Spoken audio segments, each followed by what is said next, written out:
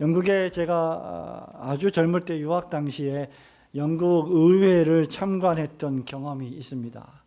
영국의 다수당과 또 영국의 그 야당, 그 수상을 배출한 다수당과 야당 당수가 번갈아 가면서 연설을 합니다. 그러면 자기 당 당수가 연설을 하면 국회의원들이 와 하고 성원을 보내고 응원을 보냅니다. 반면에 여당이나 야당 다른 당의 반대당의 당수가 연설을 하면 우 하고 야유를 보내는 모습이 대단히 인상적이었고, 한 27년 전의 일이었음에도 불구하고 영국의 의회가 매우 신사적으로 몸싸움을 하지 않으면서 그렇게 시정연설을 듣고 이야기하고 토론하고 하는 모습이 대단히 아주 특이하게 다가왔습니다. 근데 여러분, 유대인들이 지금도 회당에서 이 구약성경의 에스더서를 읽을 때마다 모르드게의 이름이 나오면 전통이 와 이렇게 한다고 합니다. 그리고 하만의 이름이 나오면 우 이렇게 야유를 보내곤 한다고 합니다. 유대교의 전통에 따르면 그들은 오늘 우리가 살펴보는 이 부림절의 날을 축하하면서 모르드게요 축복을 받으세요 라고 말하고, 하만이요 저주를 받으라는 말을 계속해서 반복한다고 합니다. 오늘 저녁에는 우리가 지난 8번의 강해를 통해서 에스더서 강해설교의 우리 마지막을 앞두고 마침내 악인이 멸망하고 하나님께서 의인은 지키신다, 하나님의 백성들이 어떤 상황과 형편에 있든지 반드시 하나님의 백성들은 승리하게 된다는 것이 바로 부림절의 의미인데, 이 부림절의 의미에 대한 교훈을 받고 함께 기도하기를 소원합니다. 유다인들을 모두 죽일 계획을 세웠던 바로 그 날에 도리어 하만이, 그런 악한 계획을 세웠던 하만이 그 23m나 되는 높이 달린 장대에 달려서 처형을 당했고, 아하수에로 왕은 하만의 집을 에스더에게 주었고, 하만이 끼고 있던 반지를 빼어서 모르드게에게 끼워주는 놀라운 일들이 8장에 기록이 되어 있습니다. 그리고 모르드게가 이 일을 기념해서 바로 오늘 9장에서 해마다 이 날을 지킬 것을 명령하고 있는데, 바로 이 날을 지킬 규례의 이름이 바로 뭐라고요? 부림절입니다. 오늘 이 부림절에 대해서 두 가지를 생각하면서 오늘 또 말씀을 나누고 기도하기를 원합니다. 첫 번째로, 이 부림절은 우리가 이제까지 쭉 에스더서를 생각해 오면서 늘 강조해 왔던 말씀인데요, 역사의 무대 뒤에 계신 하나님께서 자기 백성을 구원하시는 구원의 날을 상징하고 있습니다. 22절부터 26절 말씀이 전부 그것을 우리에게 설명해 주고 있는데요, 그 중에서도 특별히 우리 24, 25, 26절 말씀을 같이 다시 한번 읽어볼까요? 24절입니다. 시작. 곧 아각 사람 함므다다의 아들 모든 유다인의 대적 하만이 유다인을 진멸하기를 꾀하고 부르 곧 제비를 뽑아 그들을 죽이고 멸하려 하였으나, 에스더가 왕 앞에 나아감으로 말미암아 유다인을 해하려던 악한 꾀를 그의 머리에 돌려보내어 하만과 그의 여러 아들을 나무에 달게 하였으므로 무리가 부르의 이름을 따라 이 두 날을 부림이라 하고, 유다인이 그의 모든 말과 이 일에 보고당한 것으로 말미암아 라고 쓰고 있습니다. 여러분, 부림이란 푸림이라고 하는 이 단어는 부르라고 하는 바벨론식 이름의 복수 형태입니다. 부르가 제비를 뽑다라는 그런 뜻이 있다면, 푸림은 제비를 뽑았다, 제비들을 뽑았다, 이런 표현이 되겠지요. 부르라고 불리는 이름은 24절 말씀에서 잘 우리에게 설명해 주고 있듯이, 하만이 유대인들, 자기들의 대적자들인 유대인들을 몰살시키고 진멸하려고 날을 잡아야 되는데, 좋은 날을 잡아야 되는데 어떤 날이 좋을까라고 생각하면서 제비를 뽑은 날이 바로 이 날입니다. 그래서 푸르가 제비를 뽑다, 이런 뜻을 가지고 있지요. 하지만 사건이 역전되어서 도리어 하만과 그의 자손들이 죽임을 당했습니다. 이미 우리는 이것을 지난 에스더 강해설을 통해서 계속해서 생각해 본 바가 있습니다. 25절에 보면요, 에스더가 왕 앞에 나가니 왕이 조서를 내렸습니다. 공식적으로 하만을 장대에 달아 죽이라고 명령한 사람이 누구입니까? 성경에 보면 하만입니다. 하만이 아니라 누구죠? 왕입니다. 아하수에로 왕이 하만을 처형하라고 명령을 내리고 조서를 내립니다. 그러니까 마치 왕이, 이 바사 제국의 왕이 하나님의 백성들인 유다인들의 구원자 또는 보호자인 것처럼 지금 외면적으로 드러나고 있습니다. 나타나고 있습니다. 하지만 우리는 이 왕이 얼마나 줏대없고 얼마나 정치적으로 매수를 잘 당하며 얼마나 돈에 약하고 얼마나 뇌물에 약한 왕인지를 살펴본 바 있습니다. 하만이 엄청난 은을 왕에게 갖다 바침으로 왕이 하만이 원하는 대로 모든 것을 다 하게 허락했던 인물이 바로 왕이에요. 이 아하수에로 왕이었습니다. 바사의 왕은 결코 유다인의 구원인이 될 수가 없습니다. 그런데 마치 유다인의 구원자인 것처럼 여기 드러나고 있죠. 여러분, 우리는 이런 일련의 사건들을 통해서 이 일들이 마치 아하수에로 왕이 유다인들을 보호하고 죽음에서 구출해내는 것 같은 이 일들이 결코 우연이 아닌 우연적 필연으로서 유다인을 지켜준 손길이 바로 역사의 무대 뒤에 계셔서 섭리하시고 다스리시고 통치하시고 하나님 백성들을 위해서 모든 것들을 역사하시는 전능하신 하나님이심을 깨달을 수 있습니다. 전능하신 하나님은 모든 사람, 모든 상황을 사용하십니다. 그리고 모든 시간에 존재하시는 분이십니다. 하나님은 어제나 오늘이나 영원토록 영원하신 분이십니다. 항상 계신 분이십니다. 이 세상의 그 어떤 왕보다도 더 위대하고 강하신 분의 인도하심을 따라 된 일이 바로 이 푸림이라고 하는 날들이라는 것이죠. 유다인들은 이 놀라운 구원을 보고 경험했습니다.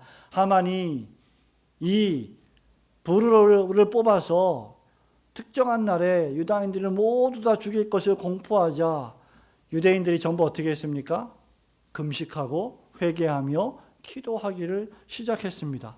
그리고 마침내 그날이 다가왔을 때 도리어 자기들을 죽이려 했던 하만이 처형을 당하고 자기들은 구원을 받는 놀라운 이 사건들을 자기들의 눈으로 보았고 경험했고 감정으로 느꼈습니다.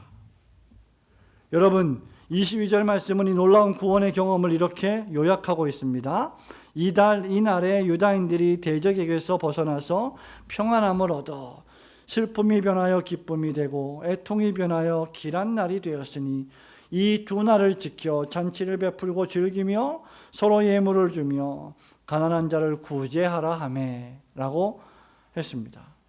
여러분, 불임절은 과거 이스라엘 유다인의 역사 속에서 애굽에서의 유월절과 같이 그들을 구원하여 주신 놀라우신 하나님의 구원을 생각하고 기념하는 날입니다. 마치 돌아오는 주일날 우리가 성찬 예식을 집례하고 거행하는데 이 성찬 예식을 통하여 우리가 먹고 마시는 떡과 포도주가 주님의 살과 피가 되어 우리를 위하여 돌아가신 그 놀라운 속죄와 구원의 은혜를 생각하고 또 상기하고 기념하고 경험하고 체험하는 것처럼 이 불임절만 되면 이 유다인들은 하만의 악한 계획에서 자신들을 구출해 주신 하나님을 기억하는 것입니다.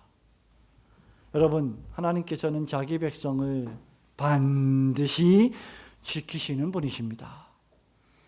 마치 보이지 않으시는 것 같고 때로는 안 계신 것 같고 때로는 나만 혼자 외롭게 남겨져 있는 것 같아도 하나님은 거기 계셔서 당신의 백성의 교회를 지키시고 보호하시며 구원하십니다. 여러분, 교회를 생각해 보십시오. 우리 올고든 교회를 생각해 보십시오. 여러분, 이 교회가 정말 많은 어려움과 많은 환난을 통과하면서 어떻게 될까? 이게 이 교회가 살아날 수 있을까? 교회가 성장할 수 있을까? 교회가 큰 문제 없이 잘 지낼 수 있을까? 여러분, 노심초사하고 물론 기도하고 걱정을 많이 하겠지만, 여러분이 걱정한다고 해서 교회가 잘 되고 걱정을 안 한다고 해서 망하고 하는 것이 아니라는 것이죠. 교회는 하나님이 지키시고 보호하십니다. 그럼에도 불구하고 우리는 그 교회를 위해서 끊임없이 기도하고 간구하고 하나님께서 지키시고 보호하시기를 간절히 원해야 되겠죠. 하나님께서 여러분에게 베푸신 수많은 개인적 구원의 역사들이 있을 것입니다. 짧지 않은 지난 시간들을 살아오면서 정말 힘들고 고통스러운 순간들이 있었을 것입니다. 개인적으로, 가정적으로, 또한 교회적으로, 국가적으로 아주 어려운 사건들을 만날 때마다 하나님이 베푸시는 놀라운 구원의 역사들이 있어 왔습니다. 하나님은 우리를 생명의 위협에서 구출해 주셨고, 재정적인 압박에서 구원해 주셨고, 감정적이고 정서적인 상황과 환경 속에서 우리가 이상한 마음을 먹지 않도록 지켜주시고 보호하여 주셨습니다. 그러므로 우리는 지금까지 지내온 것 주님의 크신 은혜입니다. 이 구원의 사건들을 생각하며 지금까지 이렇게 아름답게 교회의 구성원이 되어서 이 교회에서 함께 신앙생활하며 살아오는 동안 지키시고 보호하여 주신 그 구원의 사건들을 생각하며 그 하나님의 놀라운 구원에 감사하시는 성도들이 되시기를 주님의 이름으로 축원합니다. 이 불임절의 두 번째 의미는 무엇입니까? 이 불임이라는 이 날은, 이 규례는 하나님의 구원의 역사가, 자기 백성을 향한 하나님의 구원의 역사가 예수 그리스도께서 다시 오실 종말의 날까지 계속될 것이라는 것을 우리에게 교훈해 주고 있습니다. 그리고 그 주님이 다시 오실 그 종말의 날에 우리의 구원이 최종적으로 궁극적으로 완성될 것임을 우리에게 시사해 주고 있는 것이죠. 27절과 28절 말씀 한 번 더 읽어볼까요? 뜻을 정하고 시작. 뜻을 정하고 자기들과 자손과 자기들과 화합한 자들이 해마다 그 기록하고 정해놓은 때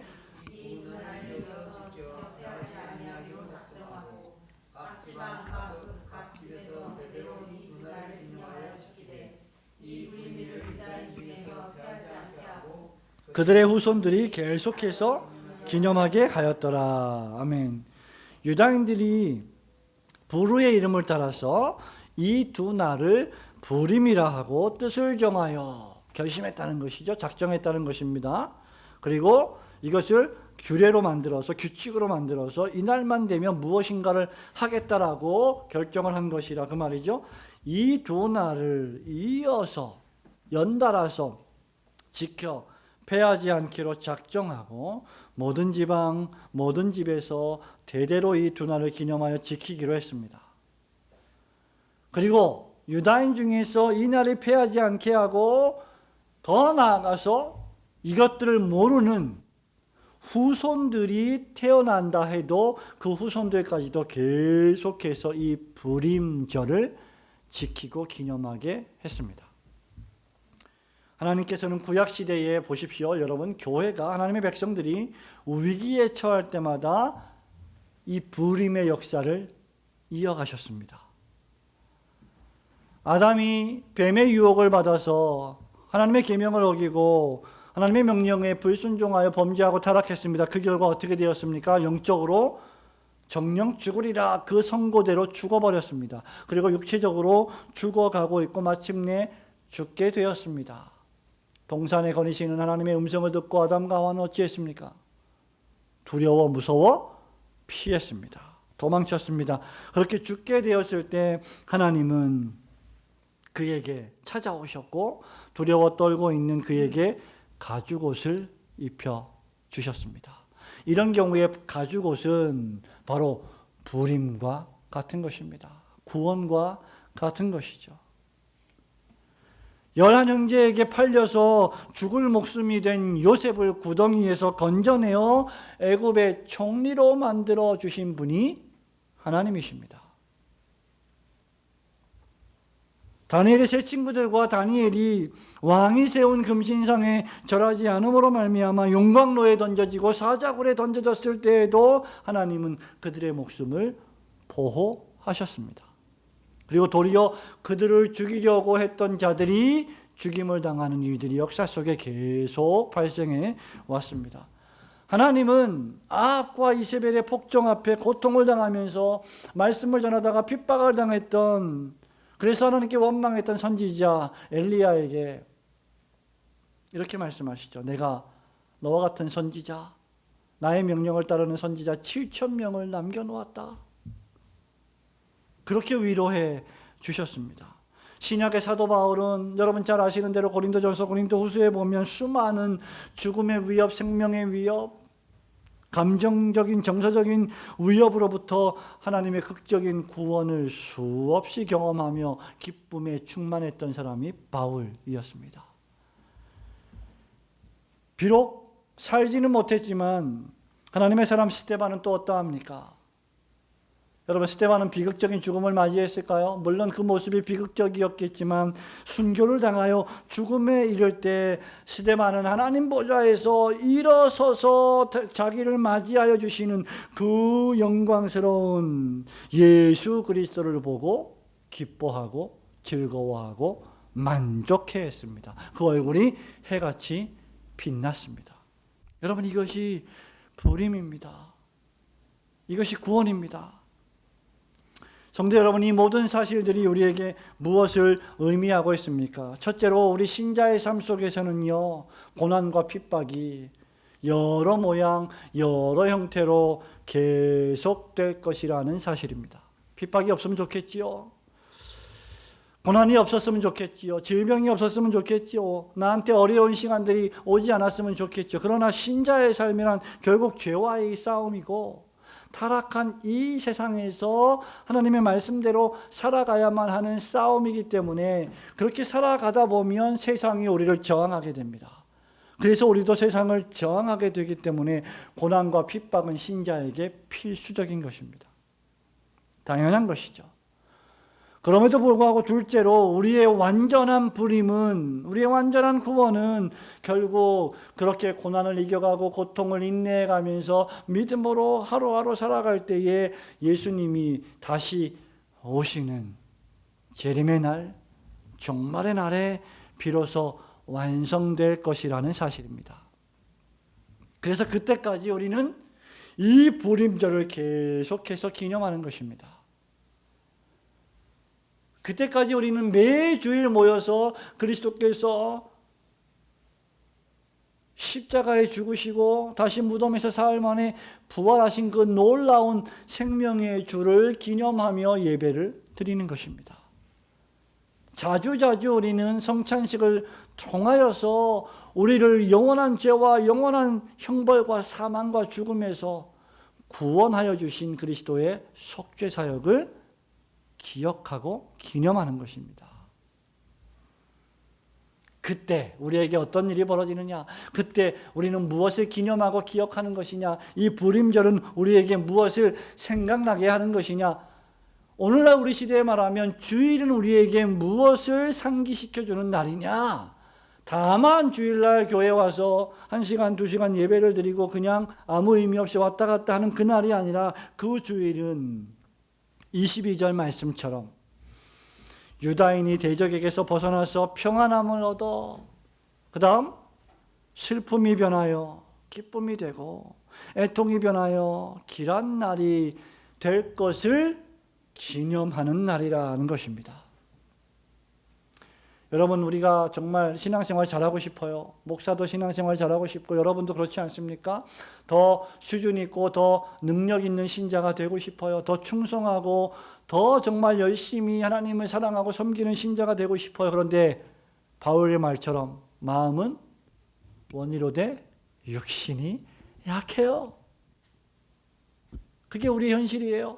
로마서 7장에서 내가 선을 행하길 원하지만 오호라 공고한 사람이로다 내 속에서 한 지체의 법이 또 다른 지체와 싸워서 악을 행하는도다. 누가 이 사망의 몸에서 나를 건져낼꼬. 바울이 고백하잖아요. 그 위대한 바울이, 율법에 의로는 흠이 없는 그 바울이 자기 자신의 마음속에서 죄와 성령의 역사가 싸우는 이 성화를 경험하고 있는 거죠.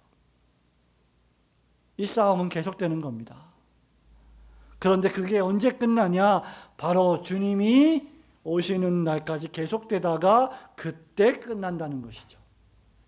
그때 그날에 슬픔이 변하여 기쁨이 되고, 애통이 변하여 복된 날이 되고, 나의 무능력이 변하여 완전한 능력이 되고, 나의 어려움, 나의 고통, 나의 눈물이 변하여 나의 기쁨과 즐거움이 될 날이 그날이 될 것이라는 사실입니다. 우리가 하나님의 나라인 천국에 마침내 입성하는 그날까지 하나님의 백성들과 교회를 대적하고 핍박하며, 여러분이 알든지 알지 못하든지 간에 몰살하려고 하는 세력들은 여전히 끊임없이 존재할 것입니다. 철학적으로, 사상적으로, 문화적으로, 정치적으로요. 그리고 쾌락적으로 우리를 끊임없이 하나님과 교회에서 떨어뜨리려고 할 것입니다. 우리가 타락하여 범죄하는 이 세상 속에 살고 있는 한 우리를 향한 환난은 계속될 것입니다. 하지만 마지막 그 위대한 부림의 날에는 우리의 고난도, 환난도, 고통도, 어려움도 끝이 날 것입니다. 요한계시록 21장 4절은 이렇게 말합니다. 모든 눈물을 그 눈에서 닦아주시니 다시는 사망이 없고 애통하는 것이나 곡하는 것이나 아픈 것이 다시 있지 아니하리니 처음 것들이 다 지나갔음이로라. 그때까지 진정한 신자가 할 일은 무엇입니까? 우리를 보호해 주시는 전능하신 하나님을 굳게 믿고 요한계시록 2장 10절 말씀처럼 죽도록 죽기까지 인내하면서 충성하는 것입니다. 그리하면 우리에게 주님이 생명의 면류관을 상급으로 주실 줄로 믿습니다. 성도 여러분, 말씀을 맺습니다. 에스더서에는 잘 보시면요, 우리 성경을 읽어볼 때 위대한 구약의 인물들이 많잖아요. 위대한 하나님의 사람들 많잖아요. 강한 삼손이 일어나서 하나님을 대적하고 조롱하는 블레셋인들을 수백 명씩 쳐 죽였다는 기록이 없어요. 소년 다윗이 물맷돌 5개로 거대한 블레셋의 장수 골리앗을 쓰러뜨려 죽여 승리했다, 이런 기록도 없습니다. 용사 기드온이 300명의 용사를 데리고 수만 명의 미디안 군대를 쳐서 승리했다, 이런 기적이 없습니다. 무언가 비범하고 특별하고 놀라운 일들이 벌어지지 않습니다. 늘 이 에스더서를 읽어보면 일상의 삶을 살아가다가 갑자기 큰 위협이 옵니다. 협박이 옵니다. 늘 걱정이고 불안합니다. 늘 고통에 휩싸여 있습니다. 모르드게와 에스더가 평범하게 살아가는데 고통을 당하는 거예요. 심지어 에스더서에는 하나님의 이름조차 나오지 않아요. 그럼에도 하나님은 모든 상황 속에서 우리가 알든지 모르든지, 여러분이 깨닫든지 깨닫지 못하든지 매 순간 여러분을 지키시고 보호하시는 하나님으로 계실 것입니다. 그러므로 에스더서는 평범함 속에 비범함을 우리에게 교훈해 주고 있다고 생각을 합니다. 무슨 말입니까? 우리가 세운 교회를 통해서 하나님께서 위대한 구원의 역사를, 비록 우리 교회가 큰 교회가 아니지만 그 구원의 역사를 일으키실 수도 있고, 우리가 보낸 선교 헌금을 통해서 은혜를 받은 사람이 하나님의 사람으로 큰 일을 할 수도 있습니다. 여러분이 전도에서 데리고 온 한 명의 신자가 후일 사회와 민족을 구원할 하나님의 사람이 될지도 모르는 법입니다. 우리가 보내는 신학 후원 헌금을 통해서 목사와 선교사들이 파송이 되어서 배출이 되어서 오지에 나아가 복음을 전하는 위대한 선교사가 될지 우리는 모르는 것입니다. 그 모든 일을 평범한 가운데 신앙생활하고 있는 저와 여러분들을 통하여 주님이 역사하신다는 것이죠. 그래서 평범함이라는 것이 얼마나 사실은 비범한 것인지, 정말 중요한 것인지 우리는 깨달을 필요가 있습니다. 여러분, 조치현 씨라고 하는 분이 바둑을 두는 명인인데, 이분이 개인적으로 천승을 거둔 적이 있습니다. 벌써 10년, 20년 전 일이죠. 천승을 거뒀습니다. 개인 타이틀을 1000번을 이긴 거예요, 대회에서. 이게 여러분 가능한 일입니까? 엄청난 일이죠. 그러니까 기자들이 질문을 했습니다. 조치현 씨, 천승을 한 비결이 뭡니까? 다른 사람들은 1승, 10승 하기도 어려운데 천승을 한 비결이 무엇입니까? 그랬더니 이분이 하는 말이 아주 비범해요. 근데 비범한 게 아니라 너무 평범한 거예요. 뭐라 그러냐면 바둑알을 돌이라 그러잖아요. 그저 돌 하나하나 정성스럽게 놓다 보니 어느 순간 천승이 되었습니다. 이게 말이 돼요, 이게? 이런 인터뷰를 하는 사람이에요. 이게 명인입니다. 여러분, 비범함이라는 것은요, 어느 날 갑자기 이루어지지 않습니다.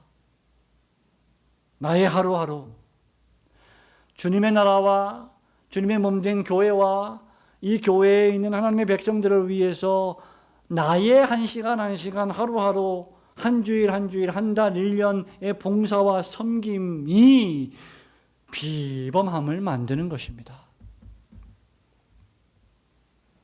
그러므로 우리는 이 평범하게 매주일마다 드리는 예배, 매주 수요일마다 드리는 예배와 기도회, 이것을 우리가 지루하게 느낄 것이 아니라 이 평범함을 비범으로 생각하면서 하루하루 우리에게 주어진 이 시간에 최선을 다하며 살아가야 할 것입니다.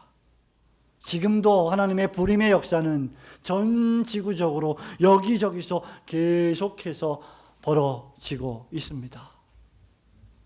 각자의 일상 속에서 하나님을 두려워하며 살고, 하나님이 우리에게 주신 이 교회를 중심하고 예배를 드리며, 하나님이 우리에게 맡겨주신 이 직분을 귀하게 여기고 이 직분을 잘 수행하고 봉사해 가며 살아가는 그 평범한 날들을 통해서 하나님께서 우리를 구원하시고 마침내 종말의 날에 우리를 궁극적으로 완전히 구원해 주시기를 주님의 이름으로 축원합니다. 아멘.